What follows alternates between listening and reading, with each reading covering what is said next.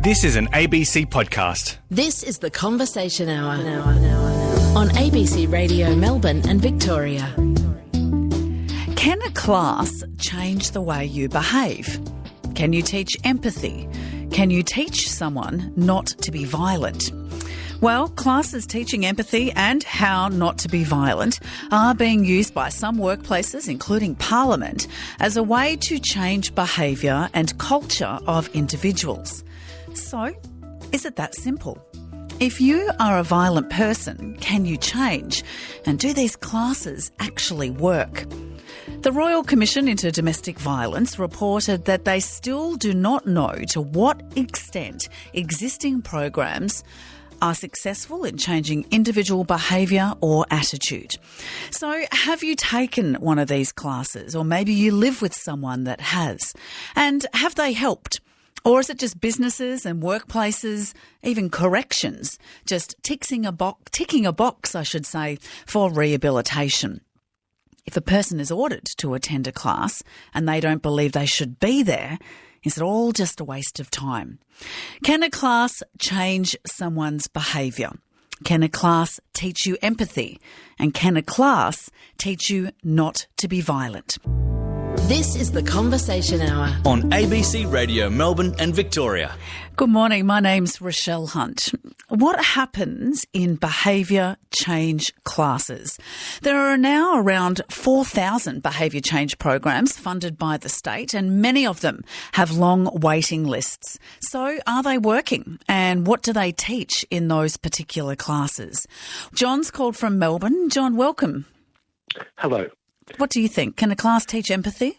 It's not what I think, it's what I know. No, they can't. Empathy is something that you develop with attachment that occurs within the first 3 years of life. And what develops is something called a theory of mind, where you have the capacity to see the world from the point of view of another and have an ability to imagine what it might be like for the other person. Can you not teach that later in life though, John? You can with extensive long-term therapy. What people who say that they can teach empathy, they can teach people about empathy. But it's a psychological process to be empathetic. You can't. You can raise awareness, but the underlying personality development of the person will always emerge. And is something better than nothing, though? If you can teach a basic understanding of it, is that not a huge step forward if it's looking at culture and? No, stop for a moment. It something.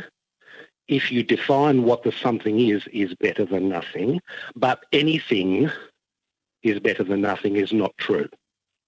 I think I'm going to have to disagree with you there, John. I think that something is better than nothing when it comes to empathy. That's an ill-informed opinion, and you really shouldn't be expressing it on national broadcaster. Okay, John. Well, in terms of taking classes, maybe taking classes in listening to people as well might be helpful. But thanks for your call. Prue's in Ocean Grove. Prue, welcome. Thanks. And yes, you can teach it because that's the human experience. Your mother teaches you things, your father teaches you things, your family teaches you things, your community teaches you things, your kindergarten teaches you things, and then your school, and then your workplace, your peers. But people get traumatised in that process, and so they don't develop the emotional skills to deal with discord. And so that's where that man is right, that some things are more traumatising as a result of the therapies that are given, that you actually damage people in the process. And so in order for anybody to want to change, to have their behaviour change, they have to want it. And so they need to do self-development type stuff. And it is in the wanting to fit in that will enable them to if their personality is so affected that they have no emotions, but they can learn to operate within them. Like Prue, you raise a good point there, though, that the person wants to change. I mean, we talk about classes as to why people are going to these classes. What if they're being assigned a class as a part of rehabilitation or by a boss, for example? Is it going to help at all? I think that if I think a workplace has got the right to ensure a culture, its own culture, and so you are obligated as an employee to attend that. But whether or not it works or not is another thing, because it depends on that person's idea or desire to fit in. So that's where that bloke's right. You can't force people, but you can force people if you're the boss or if you've done something criminally wrong and you are within the justice system. Then it can be enforced. And that, I'm sorry, is how mental health is really treated in Victoria at the moment. You end up in the mental health, you end up in the criminal justice system, and then... But these are not all people that have been incarcerated that we're talking about here. These are other... About the people you're talking about the narcissists who 80% of CEOs are narcissists, but they're functioning narcissists. Good on you, Prue. Great to hear from you as well. Can you teach empathy? What about teaching somebody not to be violent? And can you teach just a little bit of empathy, and is that okay? This text says you can teach how to mimic empathy, but you'll never have that feeling. It's a part of the brain that's not developed. The lack of empathy is neurological, says Jane. Well, what about teaching people not to act out in a violent way? How much of that is taught? How much of that is born? And can you change someone's violent behaviour? Paul's in Mooroolbark, and Paul, you've actually attended behavioural change programs. Welcome to the Conversation Hour. How is it that you came about attending a behaviour change program? Yes, good morning, Rochelle. Yes, I am. I'm responsible for family violence in the home. There was a particular incident with my daughter, but there were patterns of violent behaviour, yelling and stuff with my wife for a long time leading up to that. But after that incident, I called the men's helpline, and I was referred to the men's behaviour change program run by Anglican in Victoria. So there was a particular incident with your daughter that frightened you? Well, yes, yeah. I knew that things weren't okay, but then. Let's see. I was feeling a lot of pressure and anxiety. I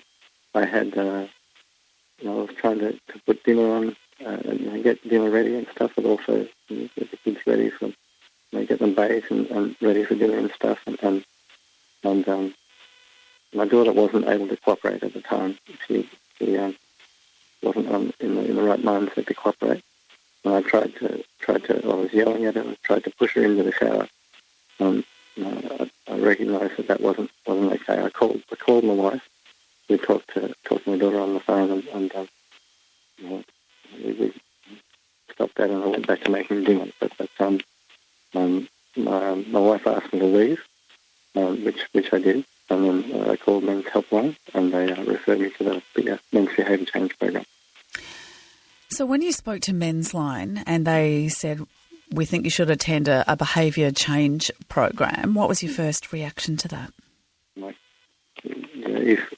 I had already been wanting. I didn't know what kind of help I needed. I knew that things weren't right, and that despite my best intentions and wanting to do the right thing, I didn't have the right tools or the right map, to get to where I wanted to go.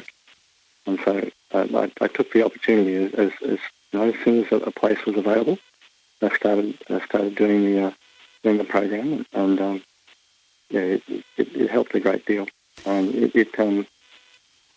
Would you have considered yourself a violent person before you went to that class?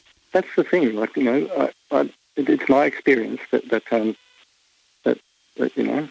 men and other people will hear things like we hear on the radio, on the news today about the police apologising for the that they failed the two children who were killed by their father because he had family violence history and he was still granted the gun licence and that kind of thing.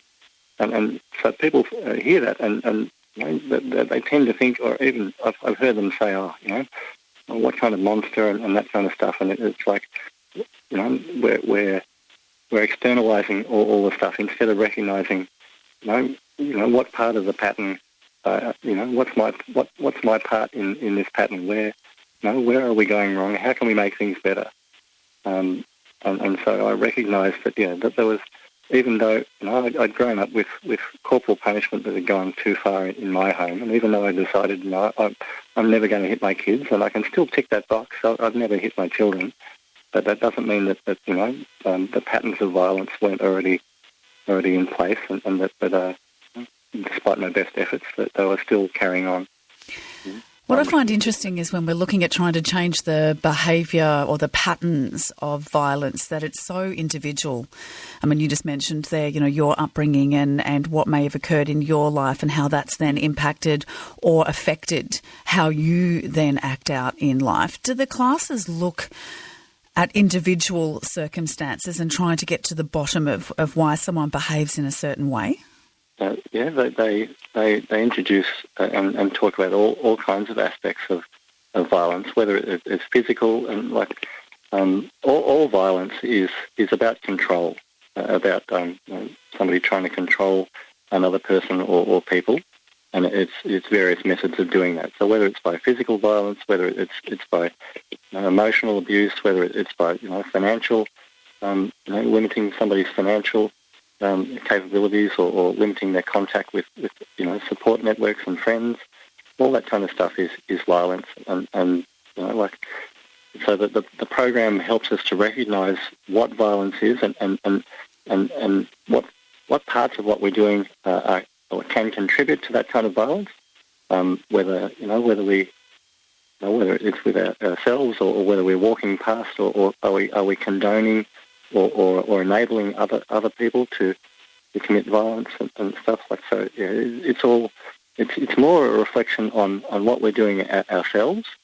I don't know whether people in the group, obviously with respect to confidentiality and stuff, people can volunteer what's been going on for them, but the facilitators are talking about perhaps things in general terms, and so now and again there might be a role play, and you can step in or step up if you've got something to contribute with that. But it's more about looking about how your circumstance fits in with what violence is, how to recognise what is violence and why. What is it that triggers a response in you? So I've found with myself going through the program, it's helped me to learn and separate my feelings, my emotions. I can separate that now from my responses or my reactions and stuff. I can recognise now that cognitively, I knew before doing the program that when you don't get to just do what you want. Fly off the handle and stuff just because you feel upset. This is what we try and teach our kids as we're growing up. But I didn't have the tools to actually put that into place myself. If I was triggered. There's quite a few texts, Paul, coming in for you, congratulating you actually for recognising almost, I guess, your flaws and your fears and picking up the phone and making that first step and recognising that you need help. Was that a big moment for you? Had you already been thinking about it, and was that one time when you pushed your daughter, or how did that process come about for you? Yeah, I had been thinking about it. I had been wanting. I knew that because I'd recognised, especially with the patterns I'd had with my wife, where we were yelling at each other when I was feeling frustrated and angry and alone but I didn't know. Like I knew that there were changes that had to be made.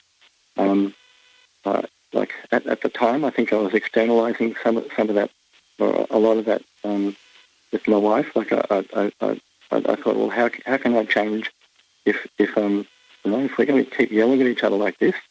How? Unless we both change, how am I going to change?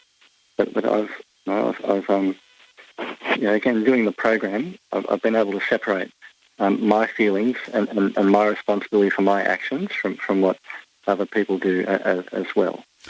Is this something where it needs to be long-term and ongoing? Can you do a course and then that's it? Or is it something that needs to be integrated into your life a bit?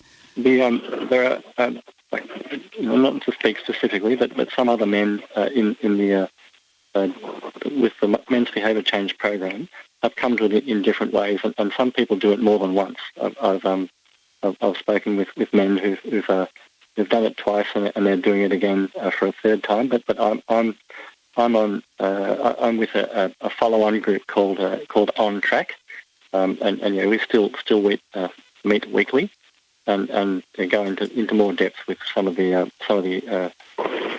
issues that we've raised in the program. But certainly doing the program was instrumental in opening up my awareness of my part in the problem. Like, we can all see symptoms, and I think this is what prompted me to call Virginia Trioli on the talkback a couple of weeks ago, when it seemed like the PM, every time he was talking about violence against women, he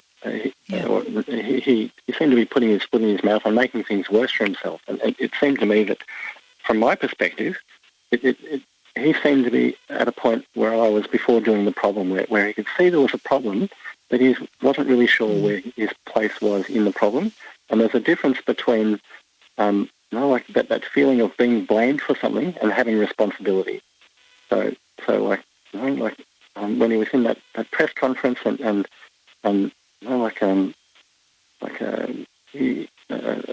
somebody in the press asked him a question, and then he it seemed like he was on the attack. But I actually heard you ring into Virginia on that day, and it was just leading up to the news, so you didn't get a lot of time to chat. And I actually spoke to their team and said, "Did you keep Paul's number?" And it was the fact that you spoke about it that's prompted today's program, because I'm interested in what these programs offer and whether or not behaviour patterns can be changed. We've got so many calls and I want to get to them in just a moment. But Paul, just finally, has it helped your relationship with your daughter? Most certainly. When I'm with my kids now, when kids bicker as kids do and stuff, but now I can help them to recognise that that their emotions that they're having, like if they're feeling frustrated or angry and stuff, they can put a name to that. They can kneel, and they can be responsible for their emotions and their own actions as well. You don't hit your sister just because she didn't help you beat up the whatever mob on the game or whatever. You're still responsible for your actions. Paul, it's been good to speak with you. Thanks for being so honest. Thanks, Rochelle. 1300 222 774. Plenty of texts coming in. I'll try and get through as many of them as possible. This one, empathy classes. It seems like you're just trying to drum up debate among listeners rather than getting answers from experts. The current caller has done the program himself. Is he expected to be the one example of an expert? Why don't you just talk to those who run and develop the programs rather than those who have just done them? Well, we will. In just a moment, we'll speak to people that run both empathy classes and behaviour changing classes as well. But real life experiences is what this show is all about, and hearing from what people have gone through, what people are trying to do, what's worked for them, what hasn't worked for them is equally as important. Graham's in Notting Hill. Hi, Graham. Hey there, how are you? Good. What class did you do? I did men's behaviour change as well. And did it help you?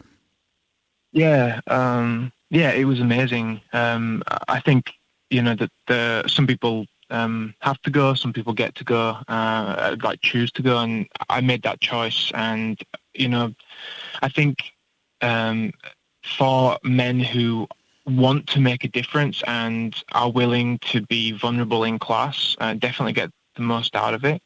It's been amazing. Honestly, I would recommend it to anybody who is struggling or feels like they've lost control of their behaviour in the home, any man, because there are strategies to,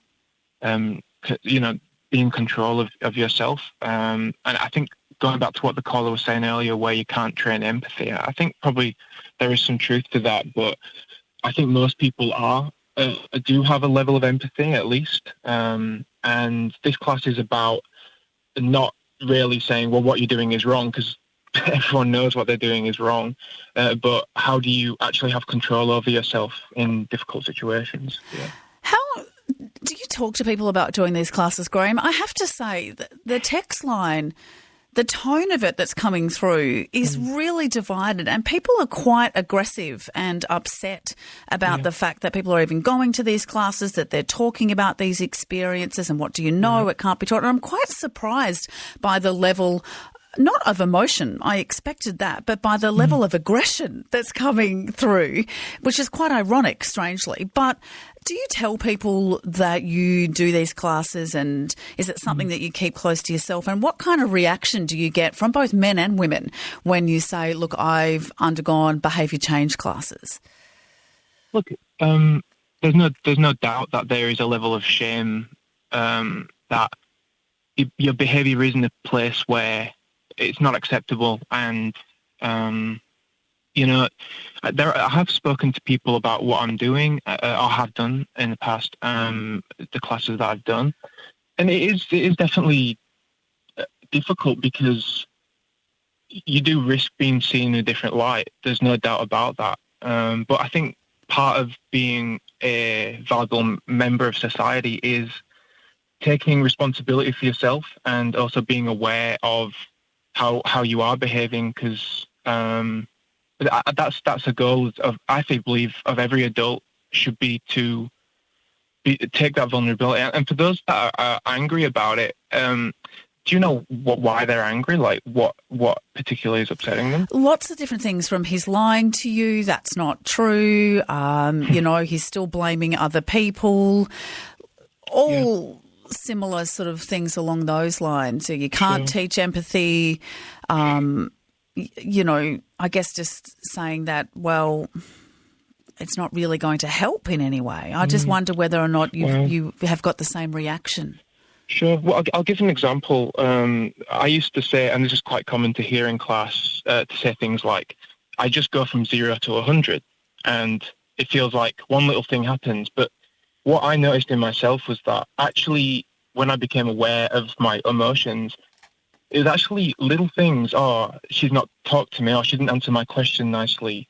And rather than addressing those feelings, I just stocked them up. Now, I wasn't aware I was doing this, and then it'd be one little thing and I'd explode. But when I was in class and I was able to share that, the facilitators have the experience to question that and say, well, what really was going on in that situation? And actually unpack that when that first thing happens, I can now feel that and go, flip, I really got to take control of this now, and say, hey, when you did that, it really upset me.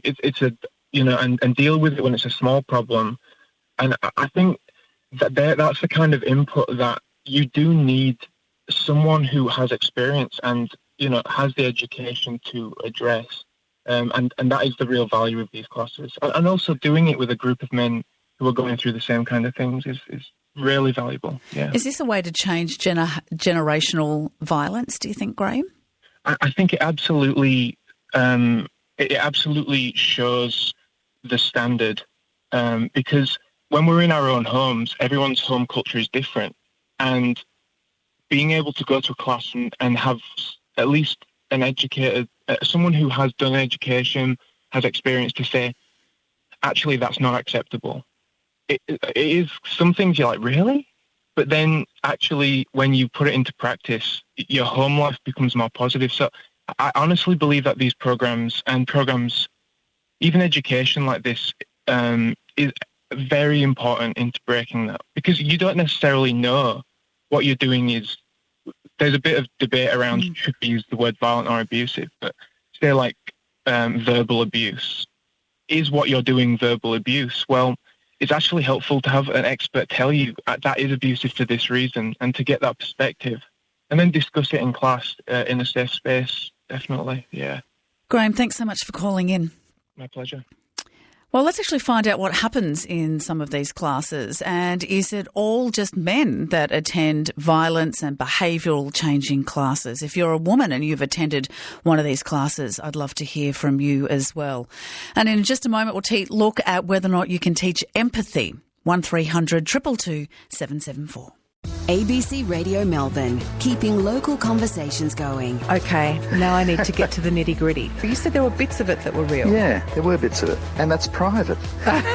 Tony, good afternoon. Raph, it's an absolute pleasure. How are you? I am well. You're always welcome. Hi, Sue. Hi, Virginia. When you speak to the Premier, would you be able to ask him a couple of questions for me? Stay connected with ABC Radio Melbourne. Let's keep this conversation going. On radio, online, and on the ABC Listen app. This is the Conversation Hour on ABC Radio Melbourne and Victoria. And as a society now, as we question how we treat each other when we look at the culture of our workplaces and our homes, you may have heard the words behaviour changing program thrown around. You may have heard empathy classes. So can you teach empathy? Can you teach someone not to be violent? Jim Allen is the Program Manager of Family Violence and Men's Behavioural Change Program. He's a group facilitator, at Anglicare. Jim, a warm welcome to the Conversation Hour. Can you teach someone not to be violent in a 12-week class? Well, men's behaviour change programs are 20-week classes of 2 hours a week over 20 weeks. I think that a lot of the comments that have been made this morning are good in terms of, first of all, somebody needs to be motivated to change. So a big part of what men's behaviour change does is work on those motivators for people to help them understand that it is important for them and the people that they actually care about that they stop their violence and abuse. I would say, though, that men's behaviour change, the priority is the safety of women and children. And part of men's behaviour change is having family safety contact with the women and children impacted by the men's violence. And a big message that we give women and children is that, yes, some men do make changes to stop their violence, but not all men do, and that they need to trust their own evaluation of whether the person in our program is making those changes or not. I'm going to read out a text, and I hope it's okay that I do. It doesn't say, please don't read out, so I'm going to read it. I'm Paul's ex-wife. We heard from Paul in Murrelbark before. We know that he split from his wife, and if you've just joined us, he had a moment where he pushed his daughter, and he knew that that was wrong, and he called Men's Helpline and as a result started behavioural changing classes. I'm Paul's ex-wife. While the experience was devastating for the whole family, today Paul and I are able to co-parent. I'm not afraid of him anymore, and he has access to the kids. There was support for me as well during this process. He and I no longer yell at each other, and we have done our own counselling to resolve our issues for the benefit of the kid. How much of it is about changing the behaviour of someone and that being the outcome, and how much of it is about keeping the family safe, Jim? Well, the priority is the safety of the family. As I said before, we do that by supporting the affected family members. And then our work with the person who uses violence is important too. So it's about, first of all, developing an awareness with them around the choices they're making to use violence, what enables those choices and what gets in the way of them choosing non-violent behaviours. How different is it if somebody is ordered to take one of these classes? Can you create change when the person isn't really that interested in being there?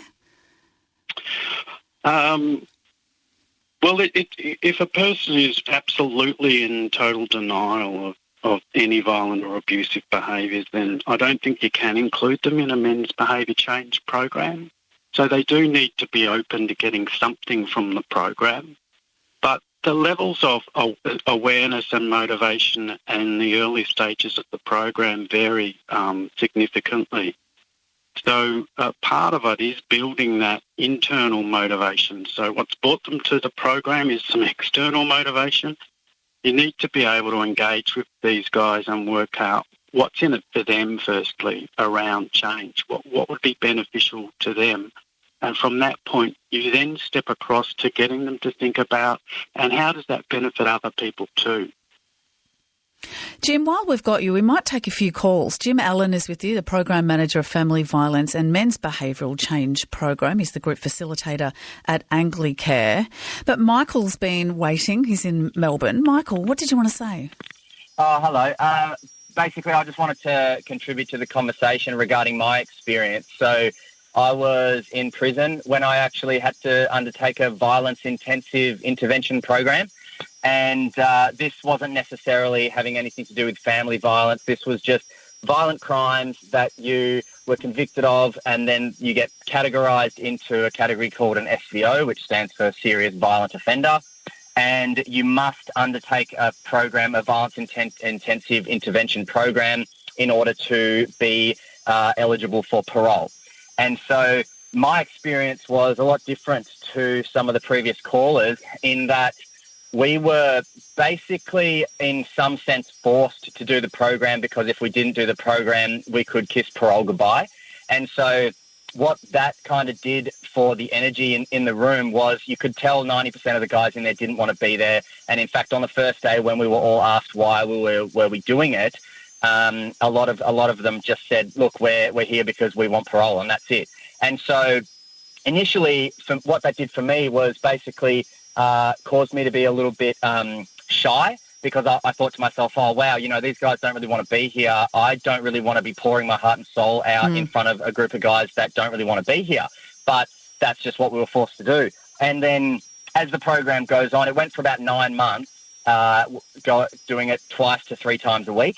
And what I experienced was that I'm there and I'm really trying to work on myself and pick up everything that I can pick up on. But we were forced to communicate with each other and challenge each other's values and really kind of come out of our comfort zone. And what that did for me, and what it did for a lot of other people in the group, was it actually caused us issues in the prison system, because we were basically told to unpack our entire lives in front of the group, and then before we would leave the meeting, none of it would get solved or none of it would be completed.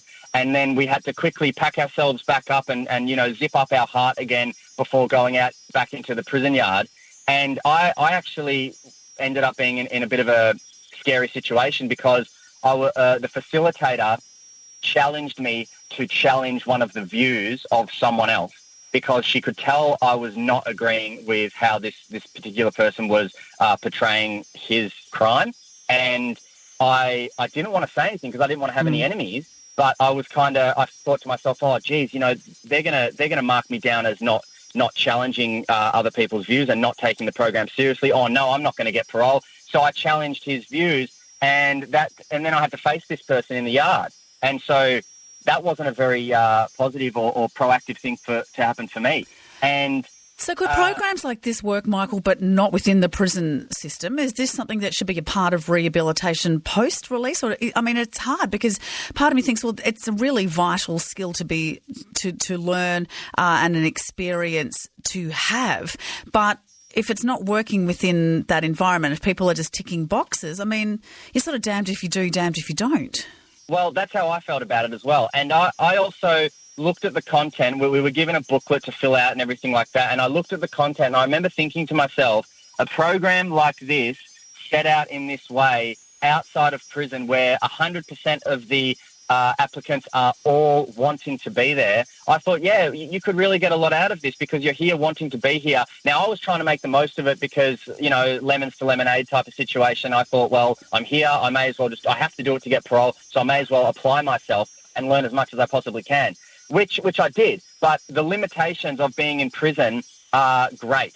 And particularly having to challenge other people's values that are in prison. You don't know this person, and it was a very daunting thing to have to do. And we never kind of experienced a formal completion of any issues that we brought up. We brought everything to the surface and then went back out into the prison yard. And I can tell you, without telling specifics of stories, that it didn't work out for a few people in the yard. Absolutely, I could imagine it would be the most uncomfortable, frightening situation to be in. Michael, do you still consider yourself to be a violent person? No, absolutely not. And, so what helped? Well, not the violence course, I can tell you that. What helped for me was being woken up to my actions. Now, with full disclosure, I was actually an addict when I ended up in prison, and I'm not a violent person, but the drug addiction that I was previously in had me in petty crime and had me doing petty violent things. And I do not see myself as a violent person, and the violence course didn't kind of show that for me. I'm sitting here thinking, what did I take positive from the violence course? And honestly, it was probably more than anything how to frustration management techniques about what was going on in the group, because I couldn't really speak up to some of the things that were said because, in fear of having a drama with someone in there. So, Michael, it's been fascinating. It's really been fascinating listening to your story and to your experience. Thank you so much for calling. Jim Allen is with you, Program Manager of Family Violence and Behavioural Change Programs. When we're talking about doing them within the prison system, you just heard from Michael there, Jim. Do they work within the system, or is it just a bad facilitator that Michael happened to have? Well, I can't really comment on the program that Michael seemed to have attended. I think what's difficult about running group work in the prison, particularly if it relies on self-disclosure, is that many men, as Michael is saying, will feel quite vulnerable about that. So that's an added degree of challenge. Do many women attend these courses? Is this all just for men to change behaviour? I mean, do women that have issues with violence and acting out in a violent way, are there specific courses for them, or is it unisex? Yeah, we just have men in the Men's Behaviour Change program because it is a gender-based lens that we work with, understanding the power imbalance between men and women. There are some programs around that work with women and violence, but they work from different points of view around gender. And just finally, Jim, if someone's listening to this and they think, look, I think that maybe this is something that I would benefit from, that I would get help from, there are thousands of classes and state-run classes around the state at the moment, but there's huge waiting lists, aren't there, which I guess shows you that people are interested in doing them. What's the sort of average wait time and interest in doing these types of classes?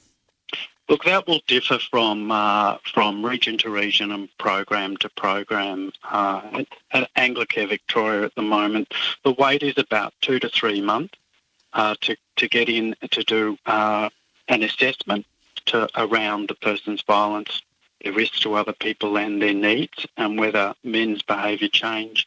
Or we do have some case management that we use with individuals where there are more complex issues that can't be fully worked with within the group program.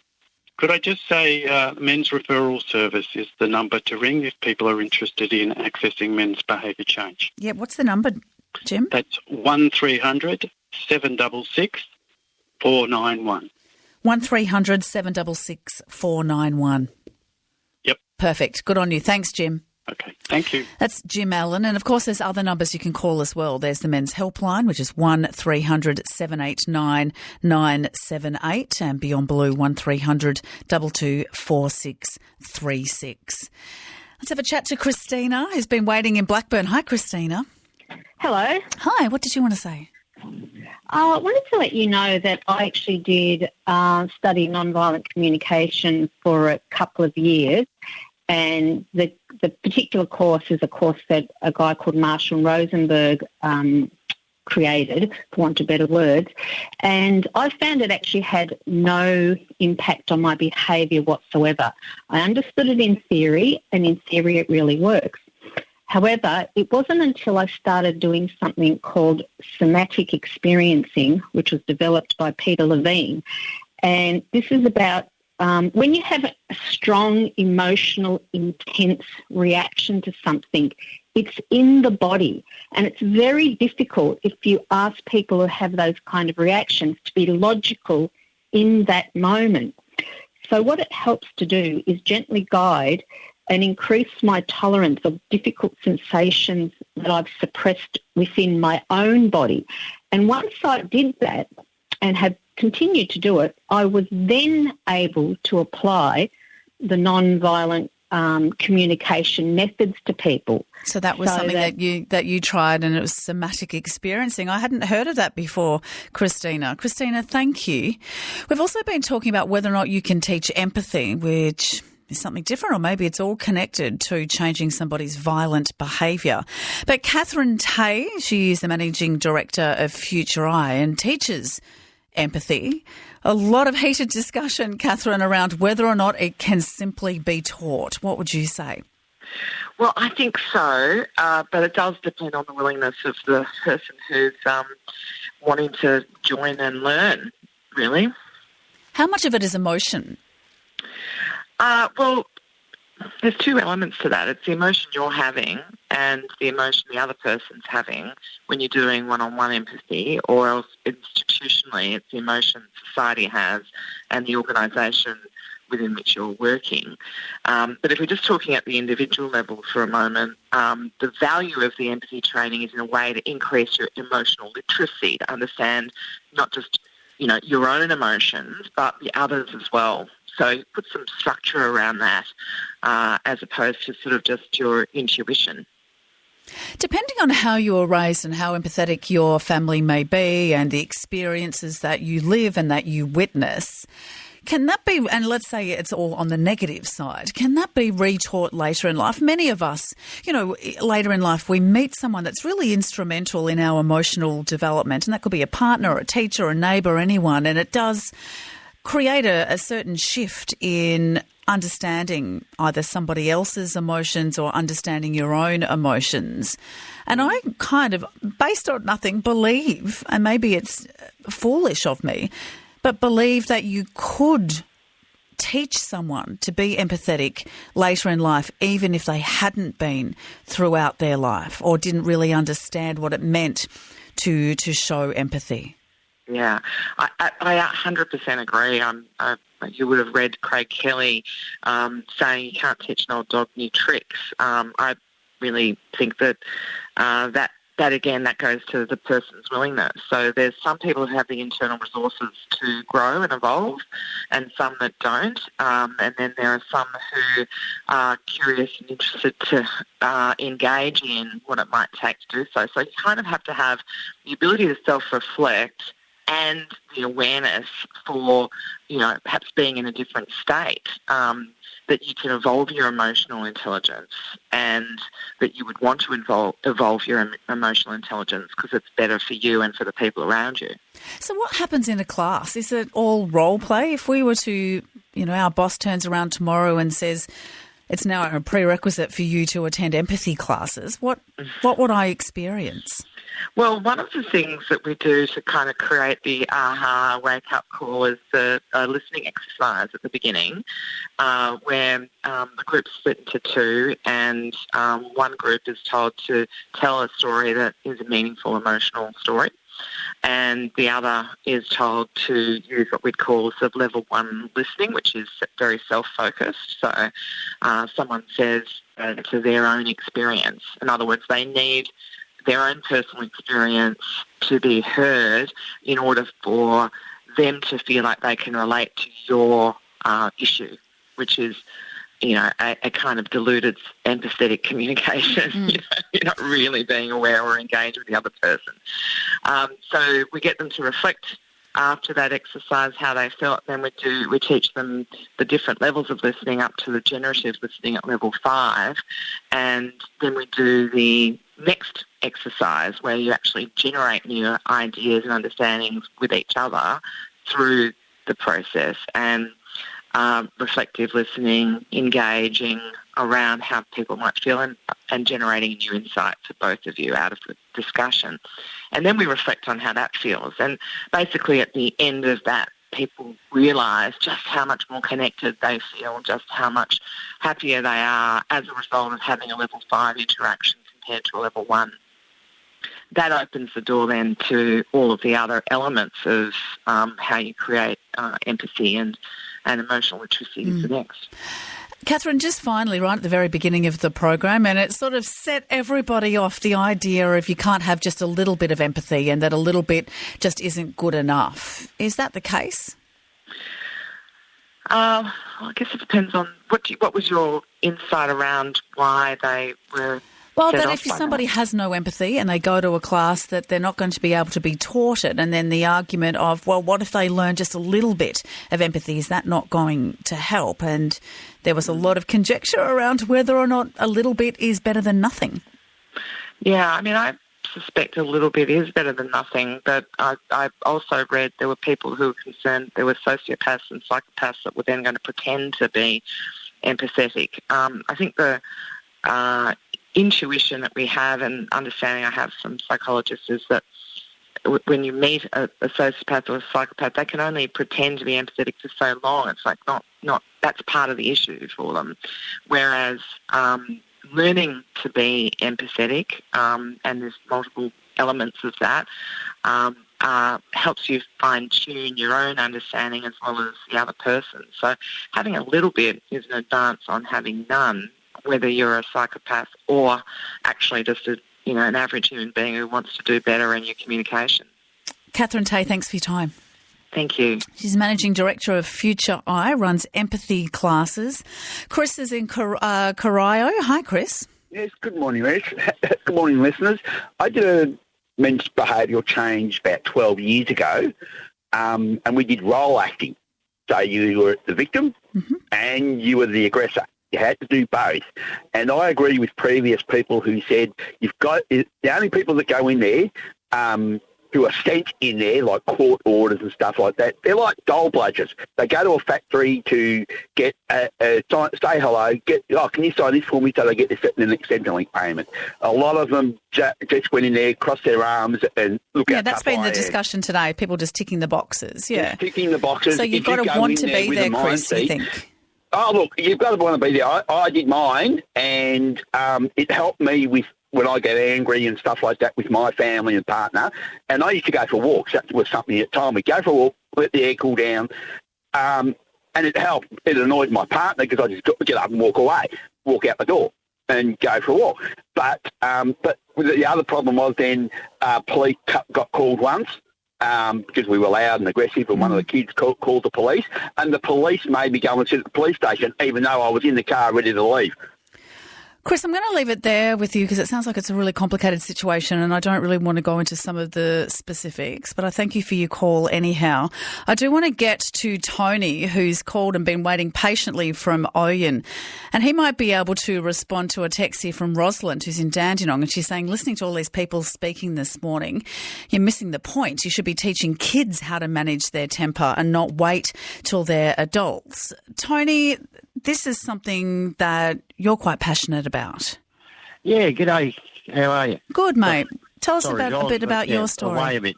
Okay, first part is I lost my son in a car accident years and years ago, and he was run off the road by a drink driver. A copper friend of mine asked me to be a keynote speaker at a Cool Heads meeting, which was trying to educate young people, not necessarily, it's behavioural change, about drink driving and stuff like that, and trying to get hold of some of them before they even got to that stage. Quite a number of the people that were there by court order. And we did quite a few of these things, and I will admit they were very taxing on me, having to go through my story with my son. I could imagine. And at one particular of these dues, there was about 400 people in the audience, and there was, as I said, a number there that were sent by the courts. After that meeting, a couple of the ones that had been sent by the courts came up to me afterwards and said, look, we came here just to get the boxes ticked. Your talk has changed our attitude. And we will now be more respectful towards people on the road. And I thought, well, okay, if what I've had to say, as I said, it was hard for me, has saved one person's life in their behavioural changes, that's worth it. And that was 1 2-hour session. And then when I was left to go home, there were a group of people standing around the tree where my son was killed. And these were strangers from another town. They'd, so you can teach empathy and you can change people's behaviour if you do it the right way. It's interesting, Tony, even in the people that are there and not there by choice, that it can still have an impact. So even if they don't think they want to be there, you never know. Yep. Yeah, that's right. And look, just that one, I mean, I did quite a few of these, and just that one where that particular person came up, and said, I have changed, I will change, and I'll keep this in mind. And then going out and seeing them all standing around the tree where there was a cross and some flowers. And how many others I've been to in other towns that I didn't see results of. But if you can do it, even for people who just need to tick the boxes. Tony, thank you so much for the work that you do, and I'm so sorry to hear about your son. And it does sound like you're helping change lives, so thank you so much for calling. Just a reminder, those numbers, if you need it, 1300 789 978 is Men's Helpline. And the number that we heard from Anglicare before, if you want to know about one of these behaviour changing classes, 1300 766 491. If you have a person or a story or something you think we should be talking about on the Conversation Hour, you can email us, conversationhour@abc.net.au. And if you only caught the end of this program, or you feel like this is something you want to share with someone else, subscribe to the Conversation Hour podcast, download, hit subscribe, and that way you'll get every episode and you can listen back, you can share on with your friends and family as well. So go to the ABC Listen app or wherever you get your podcasts.